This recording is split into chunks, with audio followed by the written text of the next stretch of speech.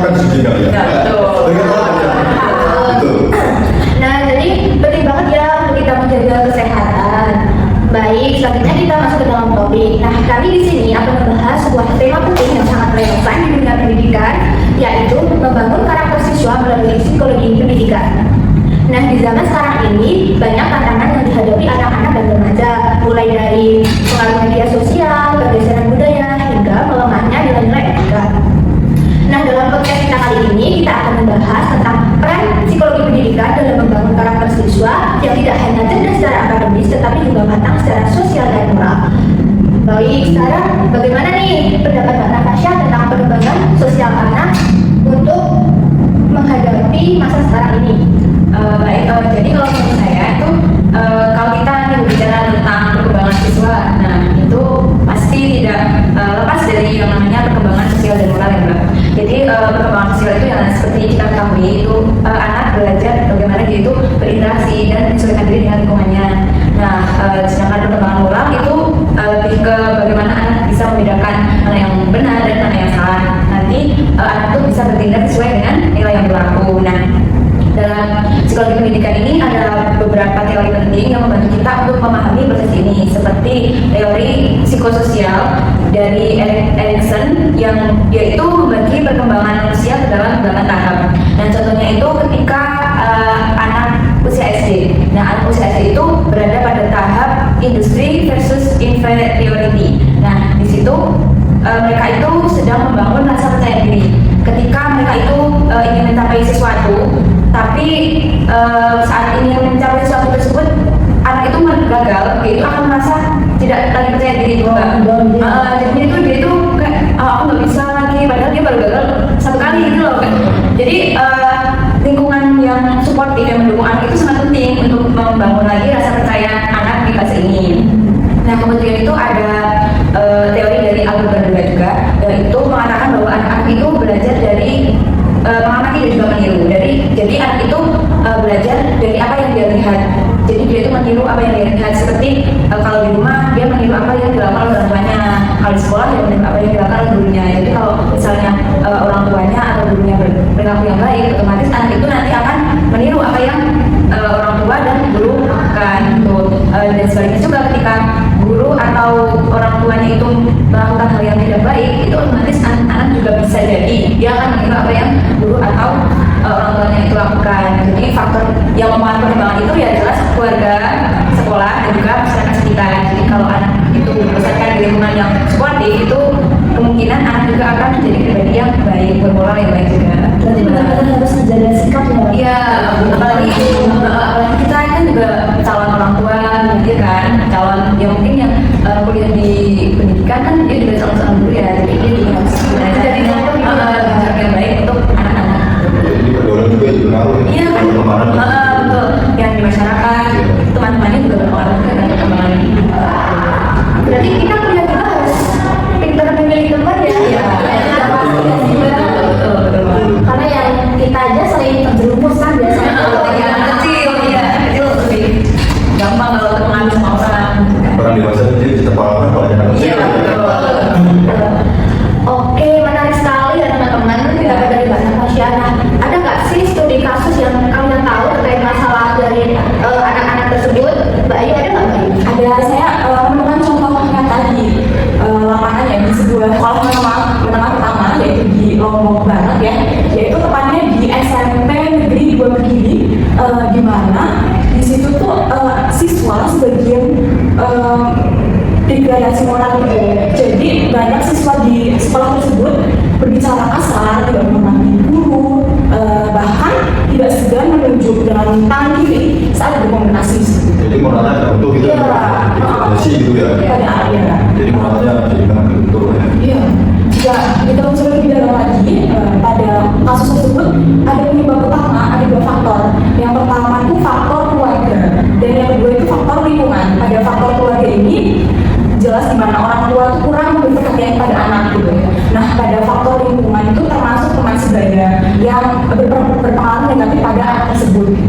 Jadi memang dari keluarga sama lingkungan itu pengaruh banget pada anak. Seperti yang tadi dijelaskan sama Mbak Natasha terkait teori-teori yang Mbak Natasha tahu. Nah, itu kan misalnya keluarganya nggak perhatian gitu Iya, kurang ada terus ya Kurang sayang. keluarganya malah yang apa berlaku seperti itu orang tuanya nggak perhatian kan Iya, betul. Jadi juga mungkin anak-anak itu juga. iya betul ya. Nah, padahal dalam budaya Lombok Barat ini yaitu budaya Sasak ya, yang diketahui itu sangat menjunjung tinggi sopan santun gitu loh. Jadi ini tuh pada kasus nyata ini menunjukkan adanya gap antara nilai budaya gitu. Dengan kenyataan di lapangan itu, jadi bertolak belakang gitu loh dengan nilai-nilai anti budaya tersebut gitu. Dan dalam kasus ini menggambarkan pentingnya pendekatan psikologis pendidikan dalam memahami akar masalah gitu, dan menyusun strategi penanganan yang tepat untuk anak tersebut yang kurang moral gitu ya, yang baik. Seperti itu Mbak Ulfa.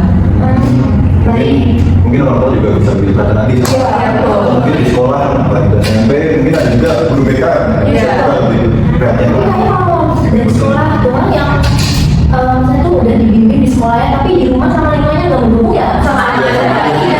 Sama aja. Apalagi ya ini ya SMP anak SMP kan maksudnya masa remaja yang ikut alur banget ya kan Iya. masa yang ikut-ikutan ada sebentar ya. ya betul.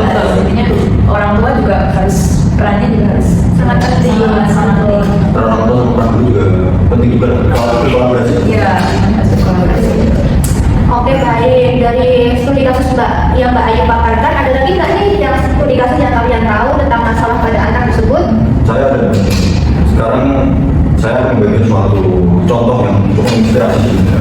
Di sebuah desa terpencil itu bernama Koringan di Kecamatan Suli Barat, Kabupaten Lombok. Anak-anak di sana tuh mengalami keterbatasan. Jadi keterbatasan akses pendidikan. Mungkin juga karena ada jalan rusak di sana atau akses ke sekolah itu susah. Gitu.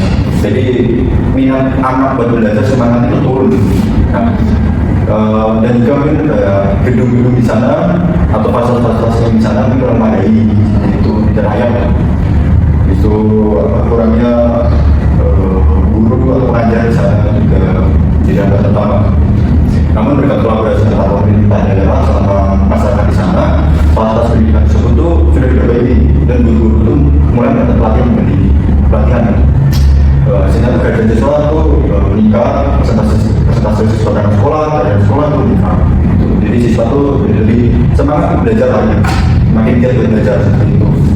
Dan yang saya pesan itu ternyata keterlibatan masyarakat akan sekolah itu benar-benar kuat gitu. Jadi memang ini ya apa keterlibatan antara masyarakat sekolah itu sangat berpengaruh juga kan. Iya, sangat berpengaruh. Apalagi di daerah terpencil, peran dari pemerintah juga sangat besar tentunya ya. Soalnya ada beberapa kasus juga kayak ada sekolah yang diadakan oleh masyarakat sekitar juga ada. Itu contoh kasus di Surabaya itu sekolah, jalan sekolah, anak-anak buat sekolah, jalan umum, nanti bahan sama warga juga ada seperti itu. Di seperti kayak karena banyak anak sekolah lewat situ, jadi akses buat ke sekolah itu tidak melewati pemukiman warga seperti itu. Jadi waktu itu merasa tidak terima pada itu. Nggak nyaman gitu ya? Kayak gitu ya. Padahal itu fasilitas umum. Iya. Sah-sah ya berada di sini. Jadi seperti itu.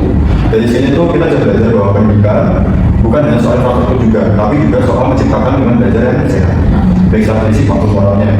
Guru yang terlatih, masyarakat yang peduli, dan anak-anak yang berjuang bertumbuh, semuanya membentuk karakter yang kuat seperti itu. Baik, tentunya dari studi kasus yang sudah dipaparkan oleh Mbak Ayu dan luar biasa sangat luar biasa. Ternyata mereka sangat berpengalaman dalam menelusuri kasus-kasus yang ada di Indonesia. Mengenal di internet dan di tempat juga. Suka banget mengenal di internet. Baik, apa dari studi kasus yang sudah dipaparkan dari Mas Ayu Mas Bayu. Ayu dan Mbak Ayu ya. Itu ada solusi yang bisa saya